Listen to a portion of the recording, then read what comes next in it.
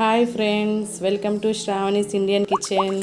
ఈరోజు నా స్టైల్లో బిర్యానీ, వెజ్ బిర్యానీ చేశానండి. చాలా టేస్టీగా చాలా బాగుంటుందండి. ఈ స్టైల్లో చేయండి.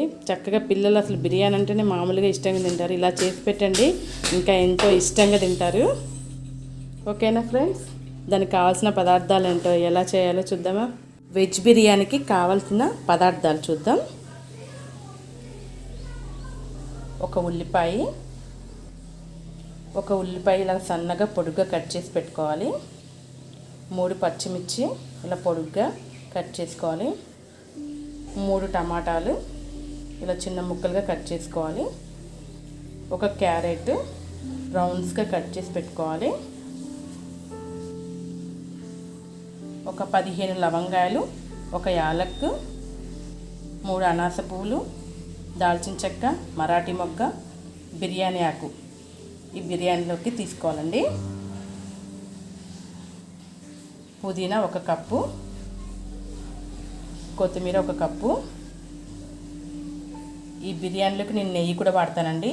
ఒక చిన్న కప్పు నెయ్యి అండి. ఒక పెద్ద కప్పు ఏమో ఆయిల్. ధనియా పౌడర్ అండి. కొంచెం కలర్ కోసం నేను పసుపు వాడతానండి. ఫుడ్ కలర్స్ కంటే నేను కొంచెం పసుపు వేస్తాను. కల్లుప్పు. దీంట్లోకి నేను ఇంట్లో తయారు చేసిన మసాలా వేస్తానండి. దీనికే ఈ వెజ్ బిర్యానీకి ఎక్స్ట్రా టేస్ట్ వస్తుంది. దీంట్లో నేను ఏమేమి వాడానంటే మరాఠీ మొగ్గ 1, దాల్చిన చెక్క, లవంగాయలు, జాజికాయ 1 చిన్న ముక్క, ఇవన్నీ కలిపి మిక్సీకి వేసానండి. ఈ పౌడర్ వాడతాను. 3 స్పూన్స్ అల్లం వెల్లుల్లి పేస్ట్ అండి. ఈ వెజ్ బిర్యానీకి కేజీ రైస్కి ఇవన్నీ వాడుతున్నానండి. నేను ఈ వెజ్ బిర్యానీకి మామూలు రైస్ ఒక 2 డబ్బాలు తీసుకున్నానండి. ఒక డబ్బా ఏమో బాస్మతి రైస్ తీసుకున్నానండి. మామూలుగా అయితే నేను వెజ్ బిర్యానీ ఎవరైనా గెస్ట్లు వస్తేనే ఎక్కువగా బాస్మతి రైస్ని వాడతానండి. ఎందుకంటే ఇంట్లో పిల్లలకి అరుగుదల అనేది తక్కువగా ఉంటుంది కాబట్టి నేను అచ్చంగా ఇవి బాస్మతితో చేయనండి. నాకు ఈ డబ్బాతో 3 అవుతే కేజీ అవుతుంది కాబట్టి ఒక డబ్బా ఏమో దీంతో బాస్మతి రైస్ తీసుకుంటానండి. మిగతా 2 డబ్బాలేమో మన ఇంట్లో అన్నంకి వాడుకునే బియ్యంతో చేస్తానండి. మీరు కూడా ఇంట్లో ఇలా ఒక కప్పు బాస్మతి రైస్కి 2 కప్పులు మామూలు బియ్యం వేసి వెజ్ బిర్యానీ చేయండి. చాలా టేస్ట్ బాగుంటుంది. ఇలా చేసి పెట్టండి, మీ పిల్లలకి చాలా ఇష్టంగా తింటారు. బాస్మతి రైస్తో బిర్యానీ తిన్నట్టు ఫీల్ అవుతారు. చక్కగా బాగుంటుంది.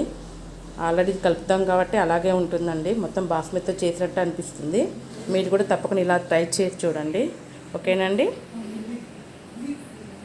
ఇందులోకి ఈ కప్పు బాస్మతి రైస్ కూడా వేసేసి 2 సార్లు శుభ్రంగా కడిగి ఒక అర్ధగంట సేపు పక్కన నానబెట్టుకుందామండి.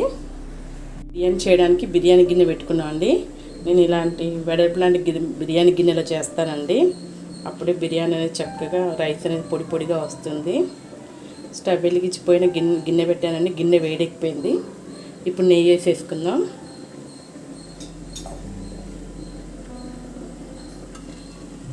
మనం ఒక చిన్న కప్తో నెయ్యి తీసుకున్నాం కదా, ఆ నెయ్యి వేసాం.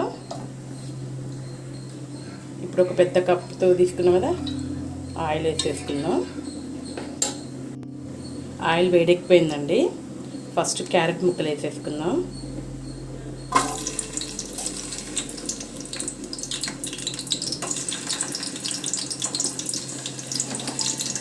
ఈ కాస్త మగ్గడానికి టైం పడుతుంది కాబట్టి నేను ఫస్ట్ క్యారెట్ ముక్కలు వేస్తానండి. తర్వాత ఉల్లిపాయ ముక్కలు వేసేసుకుందాం.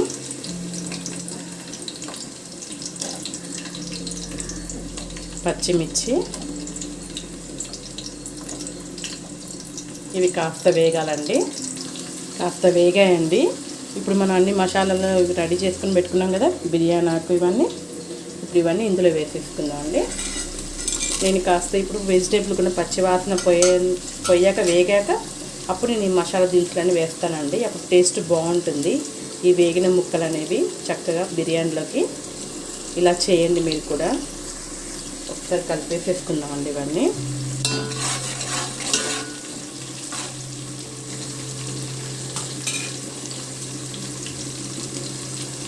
ఇవి కూడా కాస్త వేగాయండి.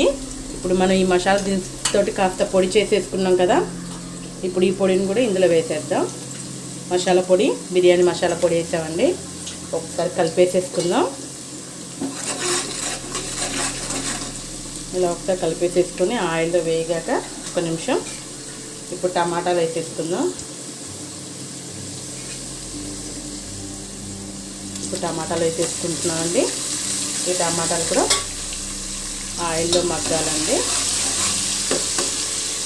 ఒక 5 నిమిషాలు ఆయిల్లో మగ్గనిద్దాం టమాటాలన్నీ. ఇవన్నీ మసాలాలు కూడా వీటికి పడతాయి, వెజిటేబుల్స్ అన్నిటికీ. చక్కగా అల్లం వెల్లుల్లి ముద్ద వేసేసుకున్నామండి. ఒకసారి కలిపేసేసుకుందాం.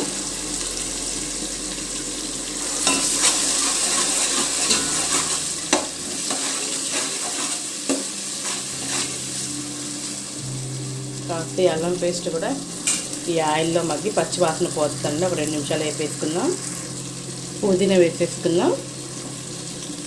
కొత్తిమీర,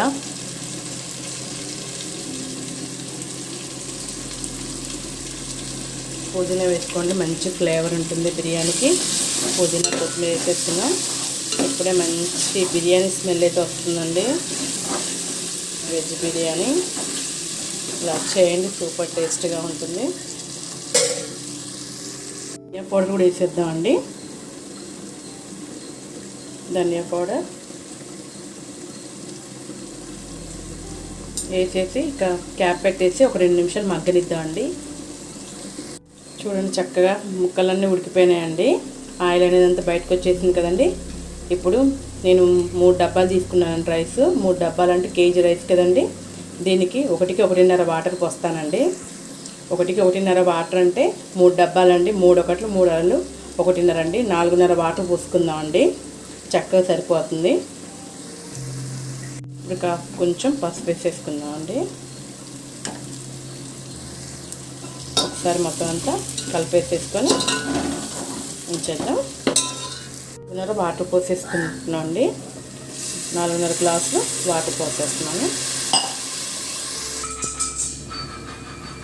2, 3, 4 హాఫ్ అండి. 4.5 పోసేసుకొని ఈ వాటర్ అనేది మొత్తం మరగనిద్దామండి. మరుగుతున్నాయి కదండి. ఇప్పుడు ఉప్పు వేసేసుకుందాం.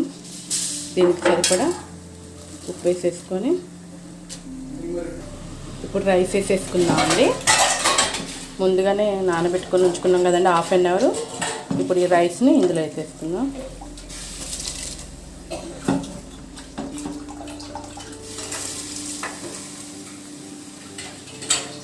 మొత్తం రైస్ వేసుకున్నాం కదండి. ఒకసారి బాగా కలుపుకొని హైలో పెట్టుకొని ఒక 5 మినిట్స్ క్యాప్ వేసి పెట్టుకుందామండి. రైస్ అనేది ఉడుకుతుందండి. హాఫ్ బాయిల్ అయ్యాక అప్పుడు సిమ్లో పెట్టుకుందాం అండి. అప్పుడు చక్కగా వాటర్ సరిపోయి రైస్ చక్కగా పొడి పొడిలాడుతూ వస్తుంది.